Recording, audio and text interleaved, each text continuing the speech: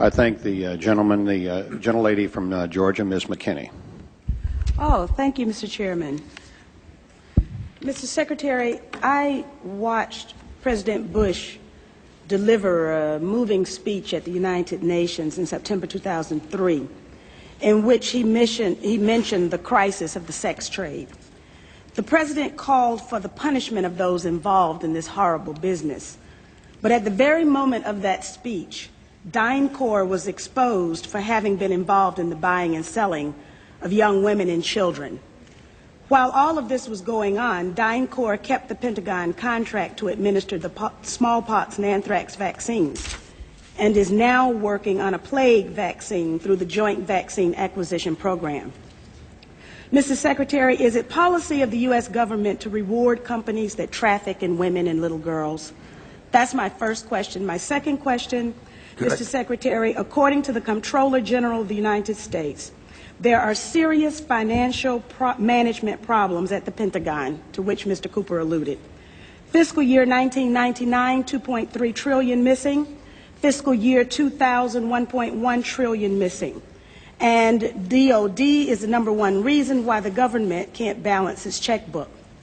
The Pentagon has claimed year after year that the reason it can't account for the money is because its computers don't communicate with each other. My second question, Mr. Secretary, is who has the contracts today to make those systems communicate with each other? How long have they had those contracts? And how much have the taxpayers paid for them? Finally, Mr. Secretary, after the last hearing, I thought that my office was promised a written response to my question regarding the 4 war games on September 11th. I have not yet received that response, but would like for you to respond to the questions that I've put to you today, and then I do expect the written response to my previous question, hopefully by the end of the week. Thank you, Representative.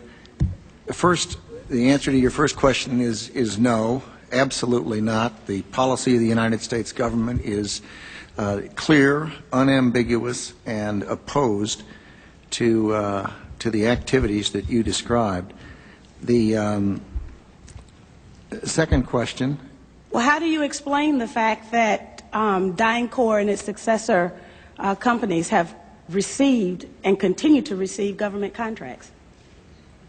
I would have to go and find the facts, but there are laws and rules and regulations with respect to government contracts, and there are times that corporations do things they should not do, in which case they tend to be suspended for some period. There are times then that under the laws and the rules and regulations passed by the Congress and implemented by the executive branch, that corporations can get off of out of the penalty box, if you will, and be permitted to engage in contracts with the government. They're not generally not barred in perpetuity. This company was never in the penalty box. If you could proceed to my second question, please. The second question.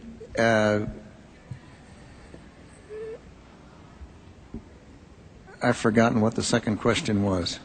I think Ms. Jonas knows it. Okay. Thank you, Ms. McKinney. I appreciate the question. I appreciate your interest in our department's financial condition, and we are working very hard on that program. I've just come back recently. I understand that you're working hard on it, but my question was, who has the contract? How long have they had that contract, and how much money have we spent on it? In general, we spend about $20 billion in the Department on Information Technology Systems. The accounting systems are part of that. I can get you the exact number for the record of what we spend on our current, what we call legacy systems, and those that we're moving toward. And who has the contracts? That would be a multitude of individuals. Could you name some, please? Well, I think off the top of my head, well, I would rather not. I'd rather provide that for the record. That's not privileged information, is it? I'm sure it's not. Well, please. Yeah. And we still have time, so please.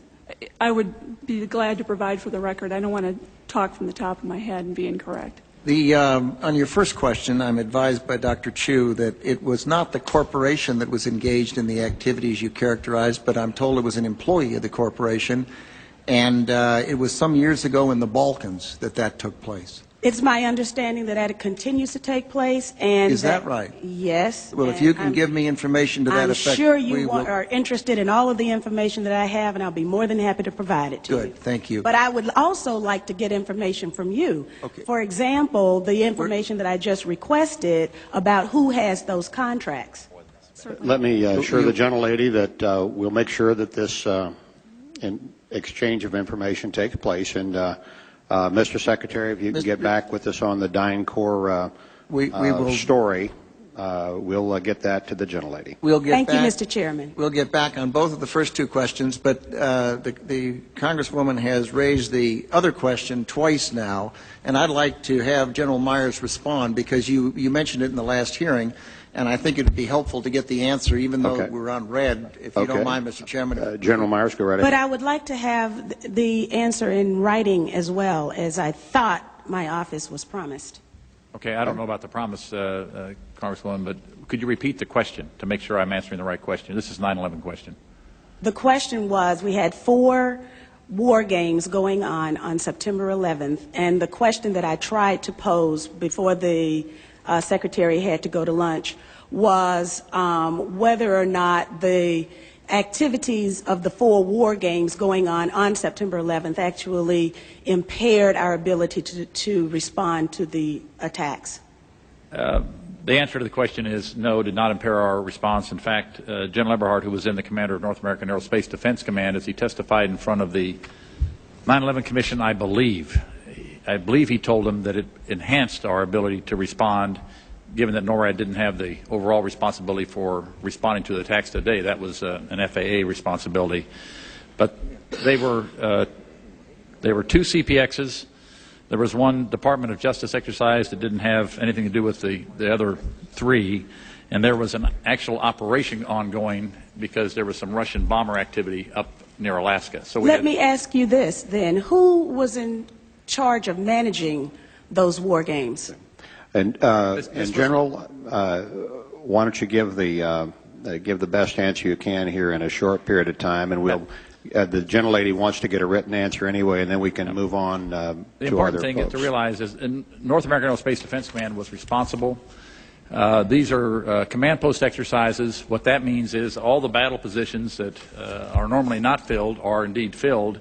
So it was an easy transition from an exercise into a real-world situation. It actually enhanced the response. Otherwise, it would take somewhere between 30 minutes and a couple of hours to fill those positions, those battle spaces, with the right staff officers. Mr. Chairman, begging your indulgence, was September 11th declared a National Security Special Event Day? I'd have to look back. I do not know. You mean after the fact or before the No, because of the activities going on that had been scheduled at the United Nations that day. I'd have to go back and check. Don't know. Thank you. Okay. I thank the gentlelady. The chair would ask the gentleman from South Carolina to indulge us in that I should have called on Mr. Marshall here in the regular order and missed him, and the gentleman was here. So, if that is that okay, Mr. Wilson? We'll recognize the gentleman from Georgia, Mr. Marshall. Thank you, Mr. Chairman, and I appreciate Mr. Wilson's indulgence. Well, you're going to owe him. Probably not very much.